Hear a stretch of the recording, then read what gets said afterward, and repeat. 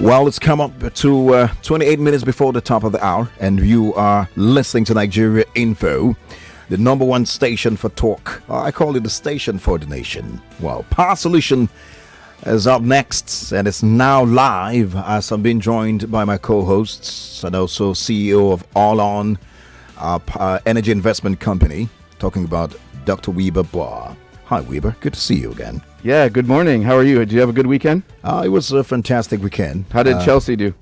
Well, Chelsea did well. I mean, we had a draw, but it was good. But what even got my attention was the fact that as a UFC, an MMA fan, the Nigerian Nightmare, Usman did us proud Kamaru, again, yeah, of course. amazing. I stayed up till 5 a.m. to see the fight, and I guess that's why my eyes are still very heavy. Wow. But it was worth it. Okay. Indeed, yeah. That's pretty much what my weekend was like. How about you? Yeah, it was very good. So it's interesting that Manoj is here. Our guest today is from India. Oh. This was Diwali weekend, which is like the biggest Indian celebration. That's right. And so I think every Indian friend we had invited us. So we had like 6 Diwali celebrations, more than we do at Christmas even. So it was actually quite amazing.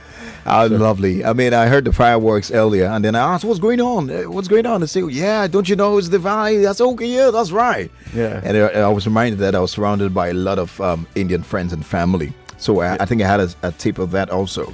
But we're here again on Power Solutions to talk about yet another interesting conversation, which we theme scaling the rural clean energy economy.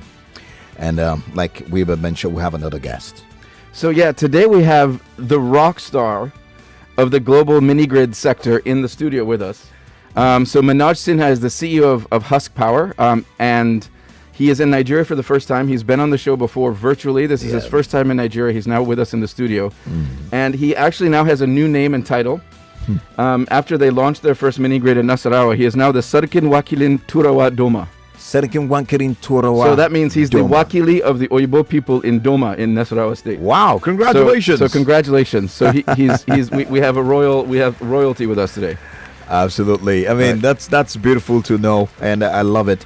I love it indeed. Let's hit the ground running with the first question. Of course, Wiebe said a bit about you, but tell us a bit more. You are also, we know that you're the CEO of Husk Power Systems, right, and founder of that. So tell us about Husk Power Systems. You founded it in 2008, and we know that you provided electricity to people in rural India and East Africa. Now, what drives the vision of the company? Just give us a bit of background of that, and then what drives the vision of the company. Thank you for having me on your show. So I founded Husk Power Systems, like you said, in 2008 with the goal to provide rural electricity to rural people around the world. Although I founded it my home state in Bihar, India, but we were not limited to just serving that group of people. Yeah. And our mantra is not to just provide electrons, which is needed to turn on your lights, but to provide electrons so that you can use it for productive uses of power and increase wealth, which is very related to Diwali. It is actually a festival of lights that dispels darkness and bring prosperity to people's home. Wow. I like it. So this is incredibly timely that the world's leading giver of light through mini grids is with us on Diwali weekend. Okay, so but there's something very unique about your approach to power and a technology that you have that basically uses biomass, and that's actually how you started, which is why it's called Husk. So tell us about that technology and why it's so important in the renewable energy space. So when we started in 2008, my background actually is in semiconductors. So actually I understood solar PV really, really well. But it was not appropriate for rural people that we were trying to serve. And therefore, we tried to figure out what is it that we can do to provide power reliably to people in the rural areas back then in Bihar. And that's when we discovered a biomass gasification process that could use biomass feedstock from milling the rice, which is a waste product called rice husk, that is then gasified. It's a pyrolysis process under less oxygen, generates a gas similar to methane, gets cooled down, filtered, generates electricity. So it was a necessity to innovate this because it was required at the time for the people in the village. And we were not very creative in terms of name. Rice husk produce electricity, so we named it Husk Power Systems. Wow, interesting to know. Now, how would you describe? You've talked about, I mean, how it started and how we also mentioned that you did some work in East Africa. How would you describe your work in East Africa as regard renewable energy? And would you like to just outline a few milestones of your work over there? So yes, we entered Tanzania market in East Africa about 6 or 7 years ago now, and we started actually with biomass gasification there as well. It's a much smaller country than, of course, Nigeria. There was favorable regulation. There was a need for power like we have in India and other parts of the world. We currently operate 8 mini grids in Tanzania, but we have actually paused our expansion because regulation changed overnight, making the sector almost unviable. Wow. Wow. Okay. So actually, then let's follow up on that regulation. Maybe you can tell us what the change was, but then also I know you've said it even on our last show. You talked about how the Nigerian regulation for mini grids is actually is ideal. So maybe tell us about what happened in Tanzania and then what you're excited about in terms of the regulation here.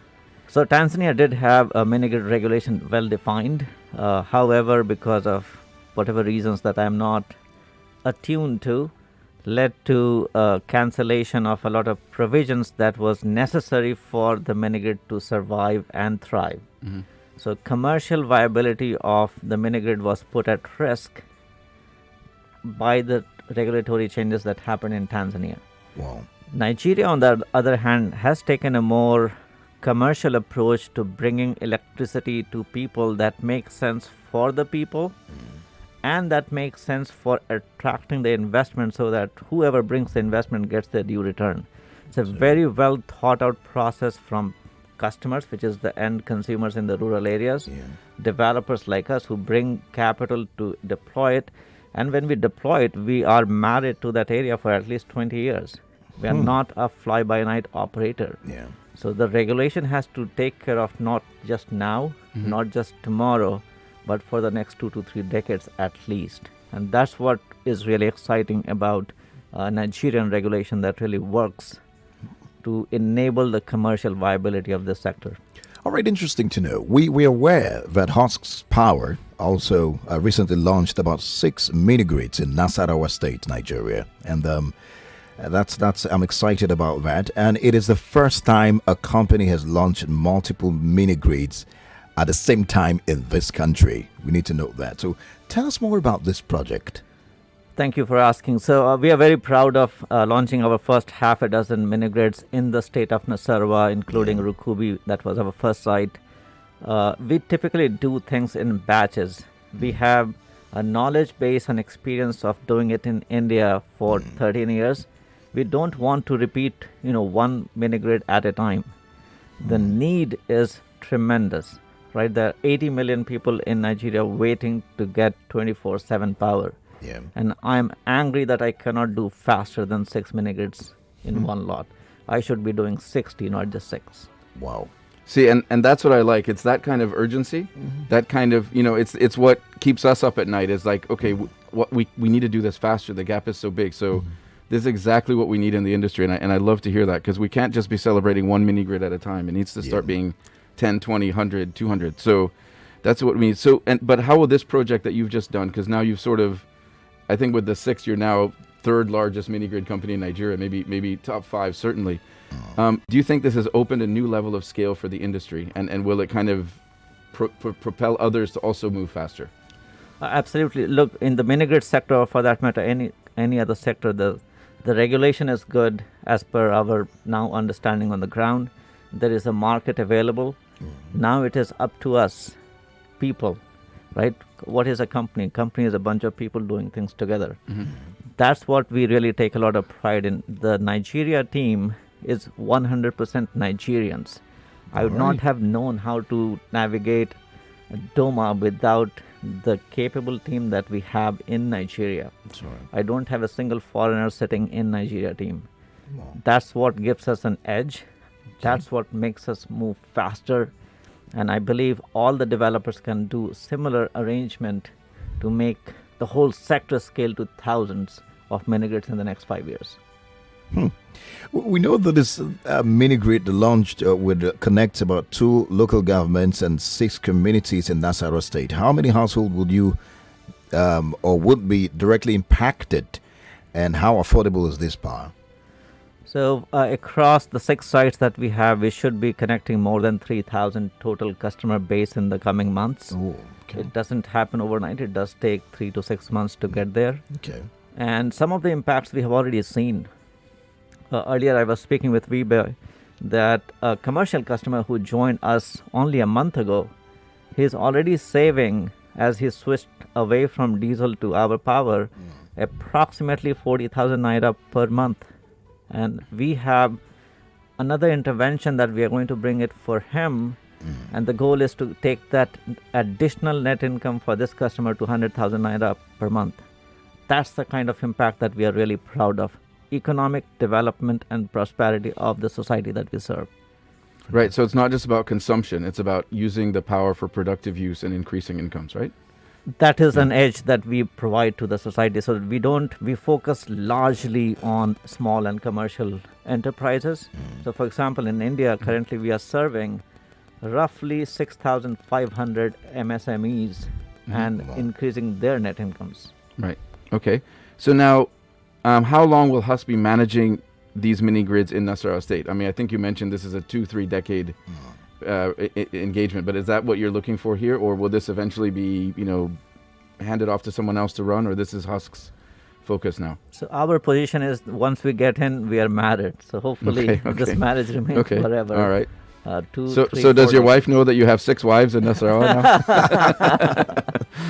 now? Not yet. Not yet. Okay. Okay. All right. All right, great. If you are just joining us, you're listening to Power Solutions, and we are having an amazing conversation with the founder and CEO of Husk's Power Systems, in person of Manoj, Sinha, and we're talking about scaling the rural clean energy economy. In case you missed out on the conversation, we just heard about the newly launched 6 mini grids in Nasarawa State by this amazing company, and we're finding out more about this. And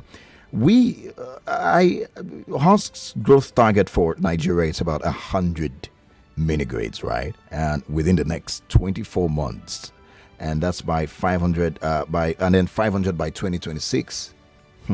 This is quite huge. I mean, if you look at it like that, how do you hope to achieve this? Thank you for asking. So yes, the number looks daunting, but remember we have an experience of 13 years that we bring to the table. We already are operating 130 mini grids in India. Okay. So we want to short circuit what we did in 13 years to less than 24 months to get to 100. Okay. And honestly speaking, getting to 500 is just scratching the surface. I don't think it is a big number. Can we do 1,000 is what we are thinking internally. Wow. Wow. Okay. And how are you going to fund this? How will this be funded? Oh. That's a great question. So we are speaking to many funders, both on the equity and the debt side. What has been really encouraging, and I have been only here for about 2.5 weeks now, and I have spoken with a lot of local debt and infra funding institutions. And I'm very encouraged by the type of instruments that the country is already thinking to make the 30 years marriage happen. And that to me is a great way to fuel. So we need fuel to get to 1,000 or 500 in the next 5 years. And I think this country is already working on the capital markets to be able to bring long-term infra debt or infrastructure debt so that we can put the fuel, get to 500. So now, in the past, you've been quite successful at fundraising from a number of international investors, including Shell, my parent company. And that was for India, for Tanzania. Now, what's your view of these types of investors? Will they be encouraged to further invest because Nigeria is now center of your portfolio, or is the Nigeria risk often something that you now have to go to a different set of investors? So, great question. When we raised Series C round of equity financing, which was $25 million in 2018, we actually had a site on Nigeria. We didn't have anything working in Nigeria, but I already had our site set for Nigeria. Now with 6 sites that we have operational, and the very first site that we are doing right now is selling not just producing, selling 5 megawatt hours of energy per month. That makes this very, very commercially viable. With this kind of data, when we take to any investor, my thought process would be that they would be chomping at it. Okay. The current set of shareholders, and of course, many more to come. Does that mean the country's currency risk and other risks are mitigated? No. We still need to work on them. Okay. You know, I was just thinking in my head, we've spoken to a couple of people on this show, and especially people who come with great innovation, with the enthusiasm to bring a solution to the power problems. And then we've heard complaints like, not complaints, but some of the worries to include the fact that, people, how much people are ready to pay, also pay for the innovation, the power solutions that you've brought. Have you seen that enthusiasm along this line since you started operation? If you're speaking about the customer end, absolutely yes. I mean, these are what I saw, which is new for me in Nigeria market, is these are young entrepreneurs with infinite energy. You show them the aspiration and they are there to get it. This customer that I alluded to earlier, I think he is probably mid-20s. And he's just going to take off, in my opinion. And I have seen many more like that. There is no real agri-processing machine sitting in some of the areas that we are in. Nasarawa state produces so much agriculture. Why does it need to go to the city for processing? An entrepreneur locally can buy, and we will finance those equipment so that they can process, sell the high-value product. Take that middle process away, make more money, keep it in the village. GDP per capita in the village will move faster than it has ever done in the past. Wow. Okay, so this is total transformation of these communities. So I guess people listening, most of our audience is in Lagos, but they're all over Nigeria, even around the world, and there's people from all over Nigeria here listening, and so I'm sure everyone is thinking, how do I get this to my local government? That's right. So I guess maybe talk through us a bit. Why did you start in Doma in Nasarawa State? And if someone is listening and they have kind of good connections in their community and are looking to bring a company there, how would they reach you? And what is your sort of approach to selecting where you're ready to go? So site selection process itself is a pretty big and it's proprietary to Husk that we use. Okay. For Nasarawa State in particular, so we talked about a biomass gasification system. So we have solar PV that produces power during daytime. We typically run biomass gasification during evening time when the sun sets. So we pick states that are agricultural rich. So rice is one of the crops that we focus on, but we can also use other crops. So that is one of the criteria that we use to get into the state. Second would be regulatory. That means what we have also learned in Nigeria is you have to go from bottom up and top down, from governor down to the chief of the village to other folks like the kings and the andomas, so that you bring the entire stakeholder management to the fore. That's what catapults and accelerates your progress. So those are some of the selection criteria that we have for a state and then sites. Okay. Wow. How would you describe the support from the state government for this project and the community leaders where these mini grids are located? We have been very fortunate and blessed, I think, in this state of Nasarawa. We have got considerations and help and from every bit of place that we could go to. The credit really goes to the Husk Nigeria team. They did not leave a stone unturned when it came to engaging stakeholders, from a person in the village to the chief of the village to the Osakpas to the Andomas. Everybody was involved to get these projects rolling, and we got tremendous support. There was a skepticism that what if these guys are fly-by-night operator, promises X, doesn't do even 0.1x and runs away. Now that we have delivered, there is even more support in the communities that we are in. Okay. Beautiful to know. So you have a big operation in India, obviously, that needs your time. You're in Tanzania. You're now in Nigeria. I mean, in terms of like your board and so on, how did you get your board excited about Nigeria, and how will you be able to maintain that, considering that you're also very ambitious in India as well? Yes, so we have been definitely, as any good board would do. If you are successful in India, and India is a country of 1.2 billion people, you can be very successful doing it locally. But our goal was not just to solve the problem and make a whole lot of money, and both are still the goals. But we wanted to make it available globally, because the problem of climate, for example, doesn't reside in our country. It is an earth problem. If somebody keeps generating electricity using diesel, it is not just affecting Nigeria, it is actually affecting India and others as well. So beyond commercial, it was my personal ambition on day one in 2008 when I launched this company to positively impact more than 2 billion people around the world with 100% renewable energy. Wow. So 2 billion. Let me pivot actually to that's a perfect sort of pivot, something we can pivot. So you talked about climate, 2 billion people. Right now, obviously, there's COP26, the sort of the major climate discussions every year. But you actually chose, I know you were invited there, but you chose to be in Nasarawa State last week to do your launch, while everyone else is there, as we say in Nigeria, dogun turanchi, having big grammar. Yeah. But you guys are here getting stuff done. So why did you choose to be here rather than in Scotland? Thank you for asking. Yes, we are supporting some of the big stake that we are putting on the ground. My priority as an individual and as my personal, what drives me, what I'm passionate about is actually doing things. I don't just want to make a statement that we are going to do 500. I wanted to be here to make sure that we will do 500. And without being here, without connecting to my customers, I can make all those statements, but it may not happen.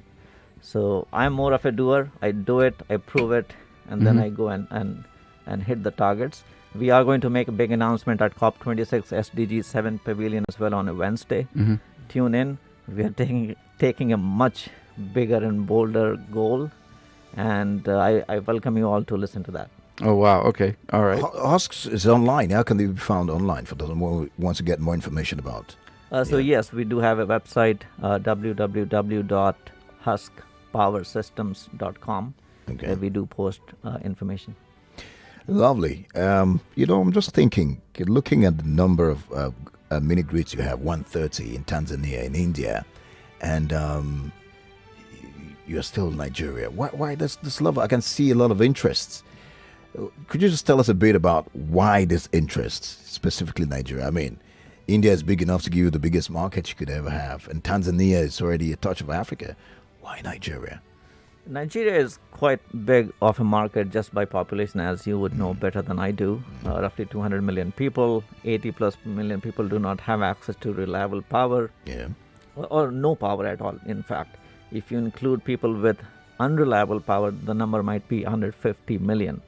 Even in Abuja, I didn't have power 24/7. So how do you fill that gap here right now with diesel generators? It is that problem that I want to solve at scale in Nigeria that is really, really exciting for me. Interesting to know, and we can only wish you luck and our support. And we're glad that you were able to come here again live after having that virtual conversation with you to talk with us on Power Solutions, brought to you by Nigeria Info in partnership with All On. Indeed, Wiebe. Yeah, so, and I think listeners, if you want to hear more about Husk, the country manager for Husk, Olu Aruke, is going to be on Wazobia at 12:30. Okay, that's right. We were, Manoj has been learning Pidgin English, but we decided it was probably better for Olu to take it this time. Next visit, he'll do it in Pidgin. Absolutely. And as the Sarkin Wakilin Turawan Doma, by the next one, we'll also expect him to do a little bit of the Hausa show as well. That's it. Beautiful. And guys, tune into Wazobia to listen to more information about Husk's power from the Nigeria country manager. Yeah, absolutely. Yeah. That's it for the show today. Thank you very much. And thank you so much, Manoj. This has been great to have you here. Thank you for finally coming to Nigeria, and we're with you to partner to make this amazing, amazing impact happen. Thank you. Well, this episode, as always, was brought to you by Nigeria Info in partnership with All On Energy Investment Company. And I have done this with the CEO of All On, Wiebe Boer. Always a pleasure to have in the studio. Thanks, Collins. Well, my name is Collins. Teke. Bye for now.